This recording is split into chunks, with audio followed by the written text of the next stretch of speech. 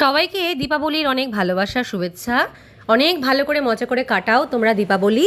আর এই দেখো, আমরা কিন্তু আমাদের দোকানের সামনে সবাই মিলে বাজি পোড়াচ্ছি, ঠিক আছে?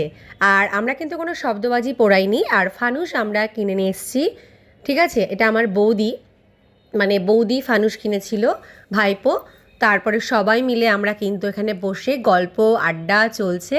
আর আমি এই যে ঢুবুকে নিয়ে কোলে করে বসে আছি, যে জেঠু সবাই মিলে গল্প করছি, করতে করতে আর ছেলে মেয়েগুলো সব বাচ্চারা ফানুস ওড়াচ্ছিল। দেখো, এটা কিন্তু ভাইপো ওটা একটা দাদা, সবাই মিলে ওরা ফানুস ওড়াচ্ছে মজা করে, খুব মজা করে কিন্তু এবারে হ্যাপি দিওয়ালিটা আমরা কাটাচ্ছি, ঠিক আছে? তো যাই হোক, আমি কিন্তু অ্যানিমিমোকে নিয়ে একটুখানি বেরোবো।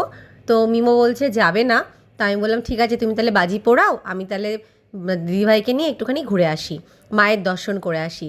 আর এই দেখো, ফানুসটা কি সুন্দর উড়ে গেল বলো। আমাদের সমস্ত দুঃখ কষ্ট বেদনা যেন এই ফানুসের মতো উড়ে চলে যায়।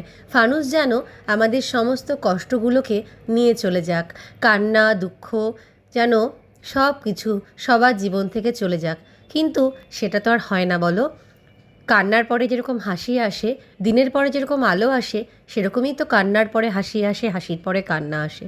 সব কিছুই তো পরিবর্তনশীল, কোনো কিছুই তো একঘেয়েমি মানে এক জিনিস চলে না, আমাদেরকেও এটা মেনে নিতে হবে। তো তারপর দেখো, ফানুসটা কিন্তু আকাশে উড়ে চলেই গেল। কি সুন্দর না, কত দূরে চলে গেল। আর আমি কিন্তু বেরিয়ে পড়েছি আমাদের বড় মাকে দর্শন করার জন্য। দেখো, বড় মার কিন্তু এত বড় সুন্দর করে বড় মাকে সাজানো হয়, আর প্রায় 10 হাত বড় মা এটা। আমি আমার মেয়েকে নিয়ে সুন্দর করে লাইনে দাঁড়িয়ে বড় মার দর্শন করে তারপর এবার বেরিয়ে আসছি। তো বড় মাকে কিন্তু এবার সোনার গয়না দিয়ে সাজানো হয়েছিল।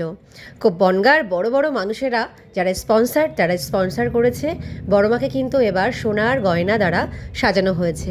সুন্দর করে বেরিয়ে আসলাম, রাতটা খুব ভালো কাটছে আমাদের।